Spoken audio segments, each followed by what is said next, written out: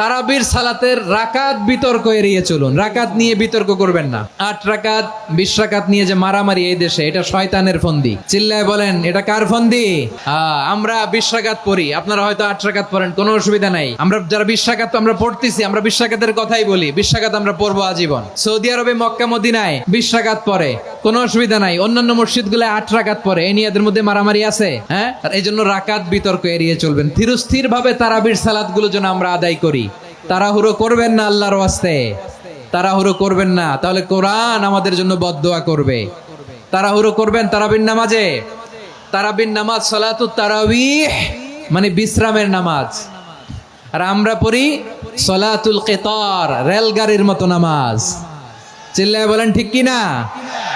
না, এরকম করবেন না। ইমাম সাহেবদেরকে আশ্বস্ত করুন যে ইমাম সাহেবরা আমরা পিছনে আসি আপনাদের সাথে, আপনি আস্তে আস্তে পড়েন, তার তিলের সাথে পড়েন, ধীরস্থির ভাবে তারাবির সালাত পড়বেন। সারা বছর এই সুযোগ হয় না, দাঁড়িয়ে কোরআন শোনার এরকম আয়োজন ব্যবস্থাপনা সারা বছর আর আমরা পাই বলেন তো? না। তারাবির সালাতের রাকাত বিতর্ক এড়িয়ে চলুন। রাকাত নিয়ে বিতর্ক করবেন না। 8 রাকাত 20 রাকাত নিয়ে যে মারামারি এই দেশে, এটা শয়তানের ফন্দি। চিল্লায় বলেন, এটা কার ফন্দি? আমরা 20 রাকাত পড়ি, আপনারা হয়তো 8 রাকাত পড়েন, কোনো অসুবিধা নাই। আমরা যারা 20 রাকাত আমরা পড়তেছি, আমরা 20 রাকাতের কথাই বলি। 20 রাকাত আমরা পড়বো আজীবন। সৌদি আরবে মক্কা মদিনায় 20 রাকাত পড়ে, কোনো অসুবিধা নাই। অন্যান্য মসজিদগুলো 8 রাকাত পড়ে, এই নিয়ে এদের মধ্যে মারামারি আছে। হ্যাঁ, আর এই জন্য রাকাত বিতর্ক এড়িয়ে চলবেন। প্রিয় ভাইয়েরা, আপনার আমল আল্লাহর কাছে কবুল হবে সংখ্যার বিচারে না উত্তমতার বিচারে বলেন তো? সংখ্যার বিচারে না উত্তমতার বিচারে? উত্তমতার বিচারে। কত চমৎকার ভাবে আপনি আল্লাহর সামনে দাঁড়াতে পারছেন, এটা বিবেচ্য। রুকু সেজদাগুলো সুন্দরভাবে করবেন।